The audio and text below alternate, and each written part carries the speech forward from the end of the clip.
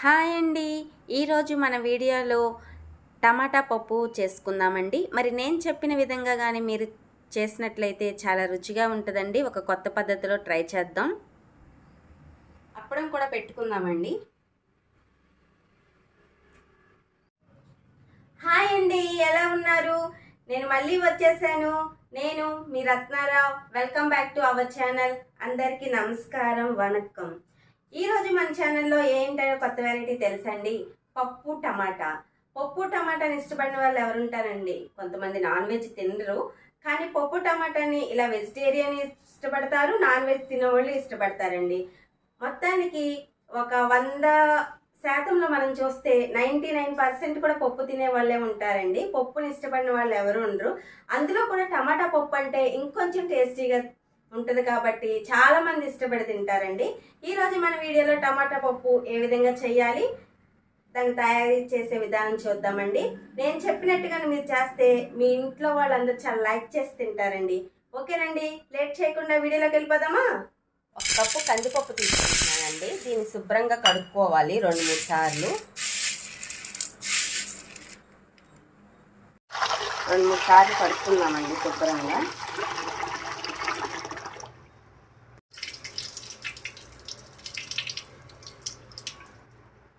Oil వేసుకుందామండి. ఇలా వేయటం వల్ల కందిపప్పు మనకి త్వరగా ఉడికిపోతుందండి. స్టవ్ వెలిగించుకుని ఈ పప్పుని ఉడికించుకుందామండి. స్టవ్ మీద పెట్టుకుని మీడియం సైజ్ టమాటాలు ఒక 7 తీసుకున్నానండి. సన్నని ముక్కల్లా కట్ చేసుకుందాం. ఈ టమాటాలు కొంచెం చిన్నగా మీడియం సైజ్ కన్నా కొంచెం తక్కువలో ఉన్నాయి కాబట్టి నేను ఒక 7 టమాటాలు తీసుకున్నానండి. మరి మీరైతే పెద్ద టమాటాలు అయితే ఒక 5 తీసుకుంటే సరిపోతుందండి. ఒక కప్పు పప్పుకి, కందిపప్పుకి.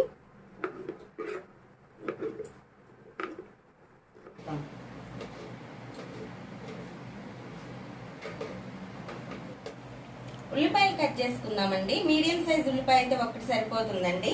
మార్కెట్లోకి మరీ చిన్న పాయలు వచ్చినాయండి. నేను చిన్న పాయలు ఒక 3 తీసుకున్నానండి. మామూలుగా అయితే మీడియం అయితే ఒకటి సరిపోతుందండి. ఇలా సన్నగా కట్ చేసుకుందామండి.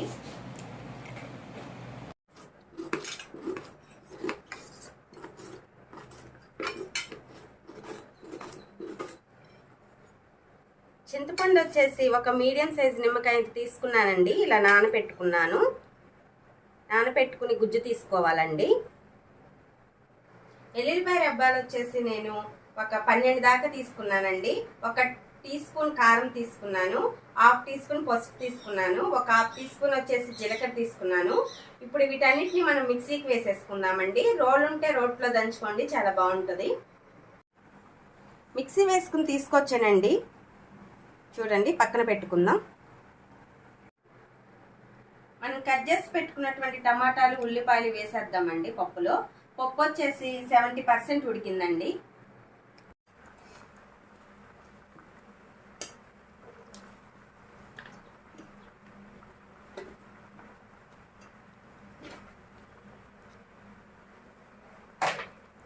మనం మిక్సీకి వేసుకున్నటువంటి వెల్లుల్లిపాయలు అలాగే కారం ఇవన్నీ వేసి పట్టించుకున్నాం కదండి, ఇది కూడా వేసేస్తున్నానండి.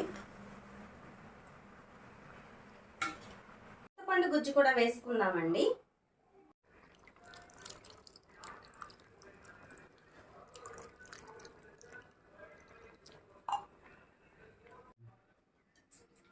ఈ పప్పు టమాటా వచ్చేసి మామూలుగా మనం మామిడికాయ పచ్చడి వేసుకుని తింటే చాలా టేస్ట్గా ఉంటుందండి. అలాగే మన పచ్చిమిరపకాయలు టమాటాలు పచ్చడి చేస్తాం కదండి, దాంట్లో చాలా టేస్ట్గా ఉంటుందండి. కొంచెం నెయ్యి వేసుకుని తింటే, లేకపోతే అప్పడాలు వేపుకుని తిన్నా సరే చాలా టేస్ట్గా ఉంటుందండి. ఇవన్నీ చింతపండు గుజ్జు, టమాటాలు, ఉల్లిపాయలు అలాగే వెల్లుల్లిపాయలు దంచి అన్నీ వేసాం కదండి. ఒక్కసారి తిప్పుకుని మూత పెట్టి ఉడికించుకుందామండి పప్పుని. ఈ పప్పు టమాటా వచ్చేసి మా ఇంట్లో వారానికి 3 సార్లు అయినా వండుతామండి. ఎందుకనంటే మా ఇంట్లో బాగా తింటారండి పప్పుతో ఏ వెరైటీ చేసినా, అంటే పప్పు తోటకూర, పప్పు గోంగూర, ఇలా పప్పు చారు, ఈ విధంగా పప్పు టమాటా ఇలా ఏ విధంగా చేసినా తింటారండి. మా అబ్బాయి వచ్చేసి నాన్ వెజ్ ఐటమ్స్ అయినా చికెన్, మటన్, ఫిష్ ఒక పక్కన పెట్టి, పప్పుతో చేసిన వెరైటీస్ ఒక పక్కన పెట్టి, పక్కన ఒక అప్పలం పెడితే మా అబ్బాయి చాలా బాగా తింటారండి. ఆ నాన్ వెజ్ పక్క తోసేసి ఓన్లీ పప్పే ఎంచుకుంటారండి, అంత ఇష్టం. అంతేకాదండి, పప్పు వల్ల మనకి ఎన్నో ఆరోగ్య ప్రయోజనాలు ఉన్నాయి. ఈ పప్పులో మనకి ప్రోటీన్ ఉంటుందండి. రోజు తినటం కొంచెం తినటం కూడా తప్పులేదండి, రోజువారీ. మధ్య మధ్యలో మూత ఓపెన్ చేసి తిప్పుకుంటా ఉండాలండి, అడుగు పట్టకుండా.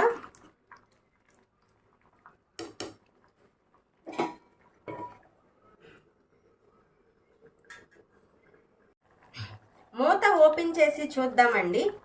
చూడండి, మన టమాటా పప్పు ఉడికిపోయిందండి. ఇంకా స్టవ్ ఆఫ్ చేసేసి పప్పుని మెదుపుకుందామండి.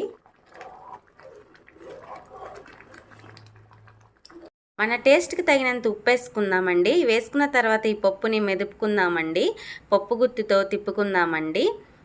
ఇప్పుడు ఇదే విధంగా ఈ ప్రాసెస్ మొత్తం, ఈ విధానం మొత్తం కుక్కర్లో చేయాలంటే పప్పు, టమాటాలు, అలాగే మనం వెల్లుల్లిపాయ కారంలాగా రెడీ చేసాం కదండి, వెల్లుల్లిపాయలు ఇంకా కారం, పసుపు అన్నీ వేసి, అవన్నీ ఉల్లిపాయలు ఇంకా టమాటాలు అన్నీ వేసేసి కుక్కర్లో పెట్టేసి ఒక 4 నుంచి 5 విజిల్స్ వచ్చే వరకు ఉంచితే సరిపోతుందండి.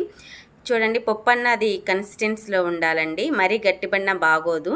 పప్పు టమాటా బాగా ఉడికినాయండి. స్టవ్ వెలిగించుకుని బాండీ పెట్టుకున్నానండి. 2 టేబుల్ స్పూన్ల నూనె వేసుకుంటున్నాను. మనం పోపు వేసుకుందామండి. పప్పుకి తాలింపు దినుసులు వేసుకుందామండి. ఒక 1/2 టీ స్పూన్ వచ్చేసి ఆవాలు వేస్తున్నానండి. ఒక 1/2 టీ స్పూన్ వచ్చేసి జీలకర్ర వేస్తున్నానండి.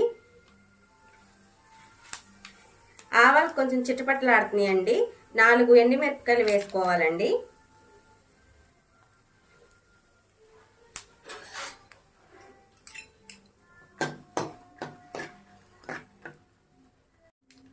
కొంచెం అంత ఒక చిటికెడు ఇంగు వేసుకోవాలండి.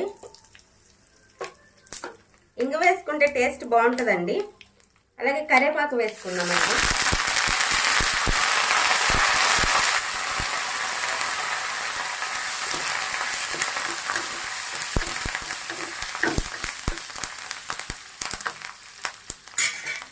ఉల్లిపాయలు మనం పప్పు ఉడికేటప్పుడు వేసుకున్నాం కాబట్టి వేసుకోనంత అవసరం లేదండి. సన్నగా కట్ చేసినటువంటి కొత్తిమీర వేసుకుందామండి. స్టవ్ ఆఫ్ చేసేస్తున్నానండి. తాలింపు పప్పులో వేస్తున్నానండి.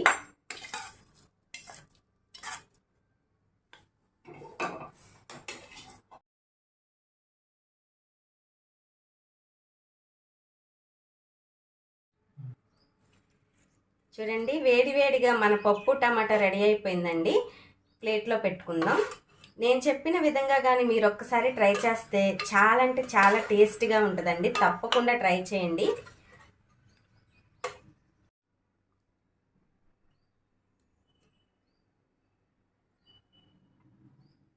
అప్పడం కూడా పెట్టుకుందామండి. టమాటా పప్పు రెడీ అయిపోయింది ఫ్రెండ్స్. మనం చేసుకున్నటువంటి టమాటా పప్పు టేస్ట్ చూసి ఏ విధంగా ఉందో చెప్తాను. పక్కన అప్పడం పెట్టుకున్నానండి. అప్పడంలో తిందాం మనం.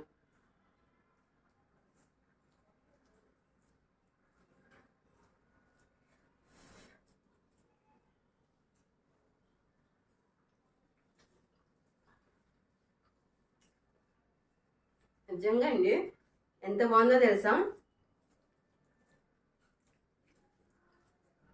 ఇప్పుడు అనిపిస్తుంది, అందుకేనేమో మా బాబు నాన్ వెజ్ కన్నా ఈ టమాటా పప్పుని మామూలుగా పప్పుతో చేసిన ఐటమ్స్ ఇష్టపడతాడని. అంత టేస్టీగా ఉందండి. అప్పడంతో కూడా ట్రై చేసి చూద్దాం.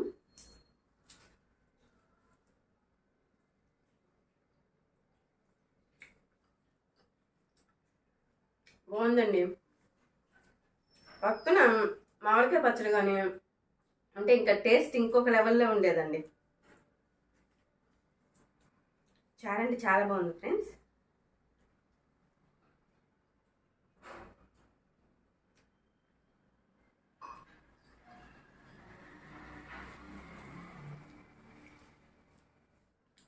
ఎండుమిరపకాయ కూడా కొరుక్కుని తిందాం.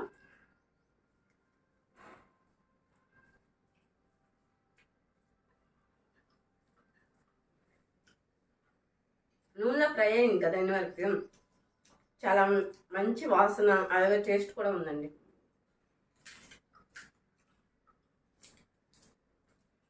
ప్రతి ఒక్కరు చాలా తప్పకుండా ట్రై చేయాల్సిన రెసిపీ అండి ఇది.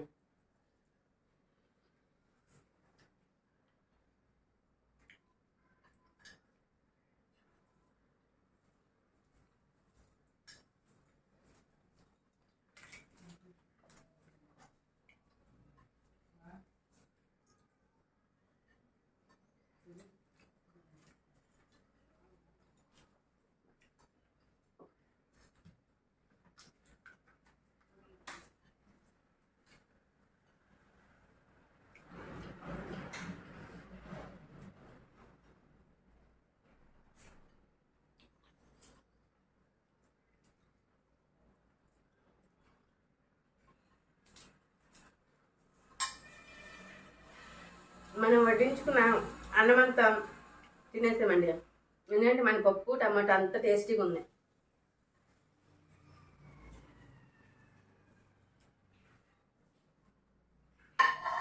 చాలా అంటే చాలా బాగుంది ఫ్రెండ్స్. తప్పకుండా ట్రై చేయండి. మరి మీకు ఎలా కుదిరిందో నాకు కామెంట్ రూపంలో తెలియజేయండి ఫ్రెండ్స్. నేను చేసే వీడియోస్ కానీ మీకు నచ్చినట్లయితే ప్లీజ్ లైక్ చేయండి ఫ్రెండ్స్, షేర్ చేయండి, అలాగే మర్చిపోకుండా సబ్స్క్రైబ్ చేయండి. అక్కడ బెల్ ఐకాన్ ఉంటుందండి, దాన్ని ప్రెస్ చేయండి. అప్పుడు నేను చేసే ప్రతి ఒక్క వీడియో మీకు నోటిఫికేషన్ రూపంలో వస్తుందండి. ఓకే ఫ్రెండ్స్, మరి ఈ వీడియో నచ్చిందా? ఓకే ఫ్రెండ్స్, మరొక వీడియోతో మీ ముందుకు వస్తాను. నేను మీ